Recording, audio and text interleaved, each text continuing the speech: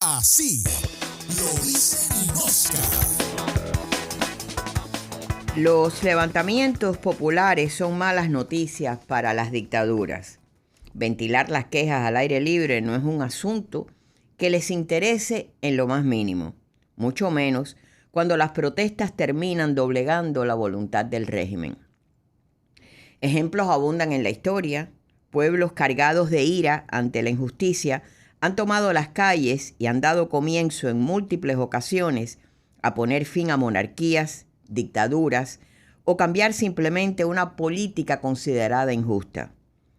Para el comienzo de la Revolución Americana, arrojar por la borda 342 cajas de té almacenadas en barcos procedentes de Inglaterra fue suficiente para desafiar al rey y prender la chispa de la revolución. Las protestas que pusieron fin a la monarquía francesa comenzaron con turbas hambrientas que no podían pagar el alto costo del pan, mientras la nobleza, esa disfrutaba de exquisitos manjares, algo más o menos como lo que sucede en la Cuba actual. En tiempos más recientes, las que marcaron el fin del comunismo en Europa fueron variadas y contundentes.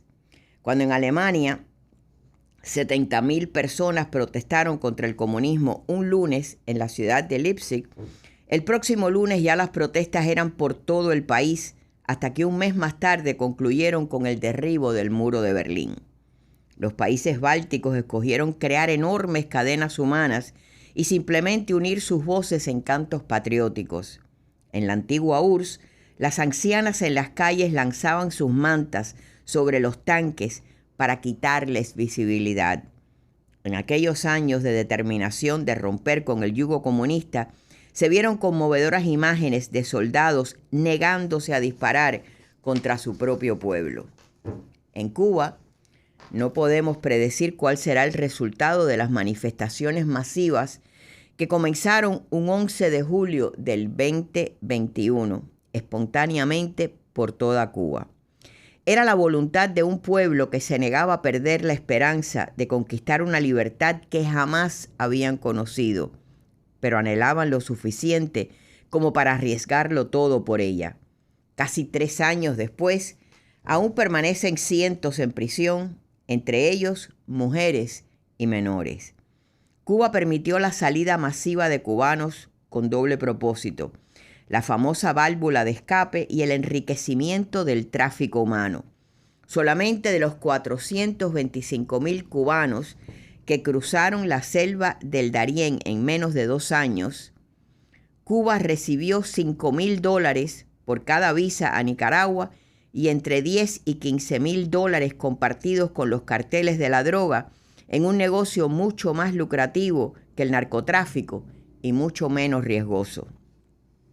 Pero de nada les ha servido, excepto para el enriquecimiento personal, porque el país jamás ha visto una peor crisis.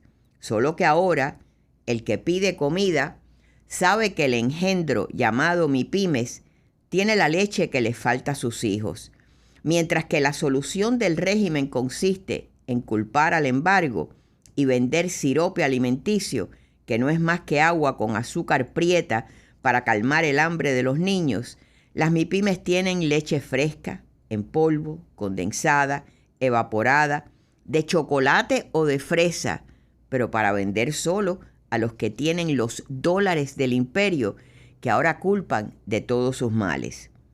Cuando no hay transporte y tienes que caminar bajo el sol con zapatos incómodos y ves autos de lujo importados y zapatos de marcas en las MIPYMES, ya tu protesta va cargada de una gran dosis de ira e indignación.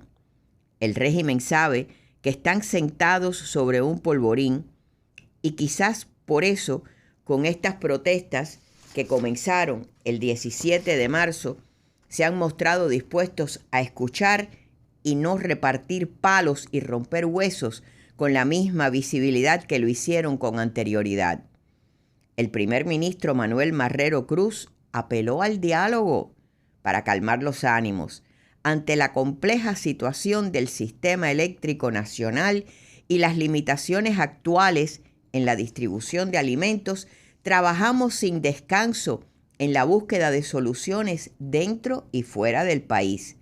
Lo más importante será siempre el diálogo franco y abierto con el pueblo.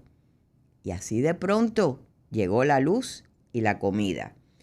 Otros de los sicarios del cartel de La Habana culparon a Estados Unidos y a la mafia de Miami, que según ellos anda suelta a pesar de la lista publicada y el llamado al FBI y la Interpol para que nos arrestara. Como si la crisis que tiene fuera culpa de otros y no de ellos mismos y su ineptitud. Fidel Castro los llevó al borde del abismo y ellos mismos darán el paso al frente. Hay miedo y no es del pueblo. Durante las protestas del 11 de julio, Díaz-Canel llamó al combate y desató las sordas con cabillas y palos transportadas en los autobuses para turistas. Se habrán dado cuenta que quizás no todos los que integran los órganos represivos están dispuestos a masacrar a su propio pueblo. Las lecciones de Europa del Este no deben ser olvidadas, especialmente la de Rumanía. Nicolás Ceausescu y su esposa fueron detenidos por su propio ejército, que rehusó escuchar sus órdenes. Intentaban huir del país y se lo prohibieron. Fueron llevados a juicios y ejecutados por ser culpables del genocidio de miles de sus compatriotas, destruir la economía del país y por corrupción. Tenían más de $1 billón en bancos extranjeros, que de nada les sirvieron. Sus últimas órdenes fueron aplastar una manifestación masiva en Timisoara. Cuando la protesta se salió de control, huyeron en un helicóptero y fue el mismo piloto el que los devolvió para ser arrestados y juzgados. Su propio ejército se viró contra ellos cuando vio que no había nada que hacer. Los manifestantes les tiraban piedras a pesar de estar armados.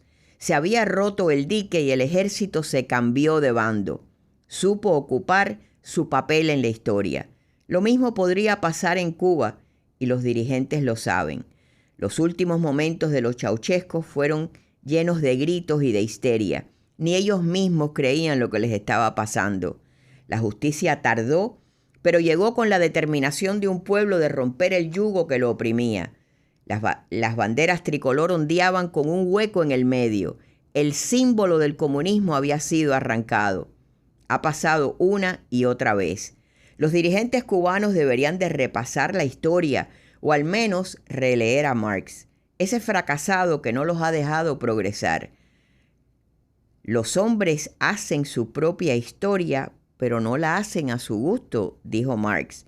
No la hacen de circunstancias elegidas previamente bajo las que ya existen. Y las circunstancias que existen en Cuba no traen buenos presagios. Según el Evangelio de San Mateo, Jesús pide a alguien que guarde su espada porque el que a hierro mata, a hierro muere. Quizás por eso Marrero Cruz está hablando de diálogo franco y abierto con el pueblo. Como buen marxista sabe que la historia no es como ellos quieren, sino como la voluntad del pueblo la determine. El consejo de Jesús no les vendría mal tampoco. Se los pongo en buen cubano. Guarden las cabillas para evitar morir a cabillazos. Así lo dice Ninosca. Así lo dice Ninosca. Fue presentado por Univida. Salud es vida.